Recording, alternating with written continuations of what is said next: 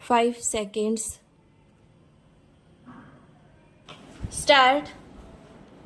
सभापति महोदय, ये शब्द मेरे नहीं हैं बल्कि राष्ट्रपिता के हैं। जो लोग आज सरकार में बैठे हुए हैं, क्या वे अपने दिल में सोचेंगे कि यह देशद्रोह शब्द बालकों को अंग्रेजी पढ़ाने के लिए राष्ट्रपिता का कहा हुआ है? आज 54 वर्ष देश को स्वतंत्र हुए हो गए हैं, लेकिन राष्ट्रपिता की इस बात पर आज तक ध्यान नहीं दिया गया है। अंग्रेजी भाषा को पढ़ाना क्यों बंद नहीं किया गया और उसको दैनिक कार्यों में क्यों प्रयोग में लाया जाता है? मैं इस बात को कई बार इस सदन में कह चुका हूँ और मैंने इस विधान परिषद की नियमावली में 1 वर्ष पहले एक संशोधन भी रखा था, लेकिन मेरा दुर्भाग्य है कि वह संशोधन वर्ष भर से इस सदन में प्रस्तुत नहीं हो सका। मेरी अपनी राय है कि कम से कम दैनिक कार्यों के लिए यदि सरकार अंग्रेजी भाषा पर बंधन लगा दे तो बहुत अच्छा हो और जो यह अनुशासनहीनता है वह भी समाप्त हो जाए।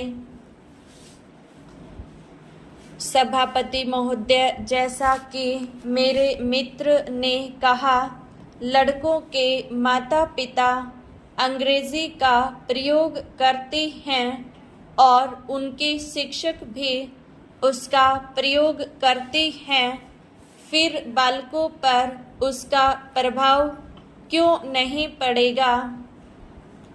मैं उनसे सहमत हूँ कि बालकों में नकल करने की आदत होती है। जैसा वे अपने बड़ों को करते देखते हैं वैसा ही वे करते हैं। अगर हम कोई बुरा काम करेंगे तो उसका प्रभाव बालकों पर अवश्य पड़ेगा। आप देखेंगे कि जिस मनोवृत्ति के माता पिता और शिक्षक होते हैं उसी प्रकार के बालक भी होते हैं। हम दूसरों को तो परामर्श दे देते हैं, लेकिन स्वयं उस पर अनुपालन नहीं करते। इसके साथ ही साथ हमको शिक्षा प्रणाली की ओर भी ध्यान देना है। शिक्षा के जिन तरीकों को आजकल अपनाया जा रहा है वे वास्तव में लाभकारी नहीं हैं। सरकार की ओर से इस प्रकार का आदेश होना चाहिए कि 14 वर्ष तक बालकों को अपनी मातृभाषा में ही शिक्षा दी जाएगी और दैनिक कार्यों में भी अंग्रेजी का प्रयोग नहीं होगा। इस प्रस्ताव में अनेक महत्वपूर्ण बातों की ओर ध्यान दिलाया गया है। मैं समझता हूँ कि जब माननीय मंत्री जी इसका उत्तर देंगे तो कह देंगे कि हम बहुत सी बातों पर कार्यान्वयन कर रहे हैं, लेकिन मैं समझता हूँ कि उन पर कोई कार्यान्वयन नहीं हो रहा है। सभापति महोदय, आज हमारे देश में जो ऊपर से लेकर नीचे तक शिक्षा दी जा रही है उसमें व्यवस्था ही एक कारण है जिसकी वजह से शिक्षा का स्तर गिरता जा रहा है। मेरा अपना विचार है कि जो शिक्षा प्रणाली है और जिस रूप में शिक्षा दी जा रही है वही अनुशासनहीनता का भी कारण है। अपने देश और प्रदेश में हर एक की अपनी अपनी भाषा है और वह बालक जो इस देश में पैदा हुआ है, जो अपनी मातृभाषा की गोद में पला है, उसको यदि अपनी मातृभाषा में ही शिक्षा दी जाए तो मेरा विचार है कि शिक्षा का स्तर ठीक हो सकता है।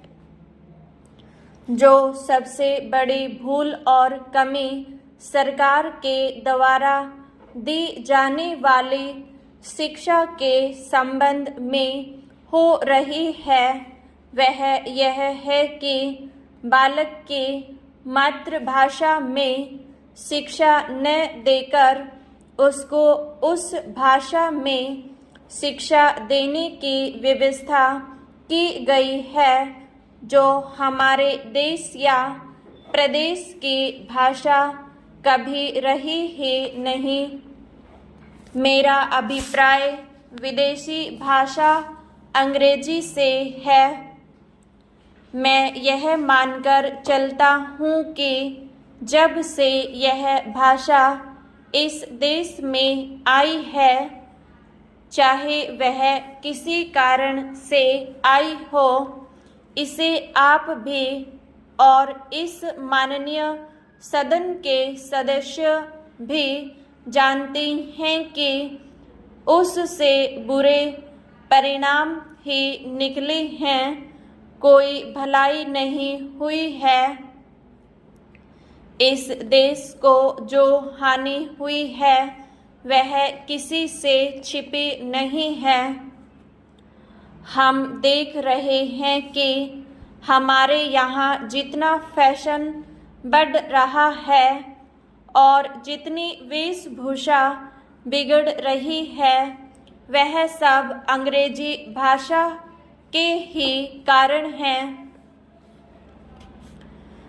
जिस समय यहाँ पर अंग्रेज़ों का राज्य था, प्राय यह देखने को मिलता था कि वे लोग जो विशेष कर के किसी न किसी तरह से सरकारी पक्ष के ही होते थे, अंग्रेज़ों से मिलने के लिए जाते समय अंग्रेजी वेशभूषा का ही प्रयोग करते थे। परंतु यह इस प्रदेश और इस देश का दुर्भाग्य है कि अंग्रेजों का राज्य समाप्त हो जाने के बाद भी लोग अपनी वेशभूषा को पहनते चले जा रहे हैं। इससे जो प्रभाव हमारे देश के फैशन पर पड़ा, उससे लाभ के बजाय हानि ही हुई है और हो भी रही है।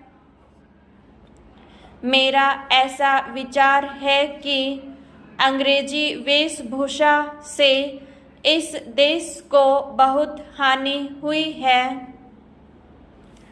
भारत की गौरवपूर्ण सभ्यता और संस्कृति के संरक्षण पर पर्याप्त ध्यान देने की आवश्यकता है।